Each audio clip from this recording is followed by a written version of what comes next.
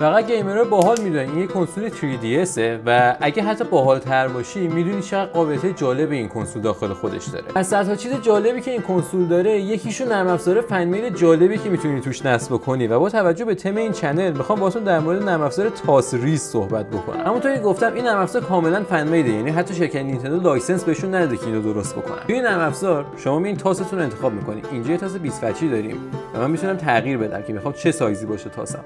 مثلا میخوام فایربال کسب بکنیم، تاس 6 وچی دارم، تاس 4 وچی دارم، حتی تاس 2 وچی دارم که بیسیکلی یه سکه است. ببین مثلا بگیم که آقا 7 تا تاس 2 وچی واسمون بنداز، بعد چه میدونم 3 تا 4 وچی بنداز. اصلا میدونی چیه؟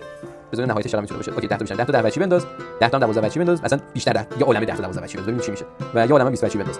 آرو بزنی رول میکنه، رو خودش هم کلیک بکنی باز هم رول میکنه. میندازیم. و اینجوریه که فقط بتونه ادوانتج بندازه، دیس ادوانتج هم میندازه. فقط شما ایکس رو میزنی دورش بنفش میشه و من میگم که خیلی خوب 10 تا تاس 20 وچی واسم با دیس ادوانتج بریز و 10 تا تاس 20 وچی واسم با ادوانتج بریز و 10 تا تاس 20 وچی با هیچی بریز، فقط بریز. ولی توی دیس ادوانتج و ادوانتج دو سری عدد میرسه. بهم نشون میده که اینجا دو سری 20 فورته بودم و چون دیس ادوانتج داشتم حساب نشده نت 20 چون ادوانتج و دیس ادوانتج هست اونی که باید حساب بشه رو با رنگ سفید قشنگ خوشگل می‌نویسه و اون یکی رو کم رنگ‌تر این گوشه داره. تا حالا دایس رولری با این همه پرسونالیتی ندیده بودم و به نظرم خیلی بامزه بود. اگه به نظر شما هم سرگرم کننده بود بالا که کامنت بهم نشون بدین تا از این ویدیو براتون بیشتر بسازم.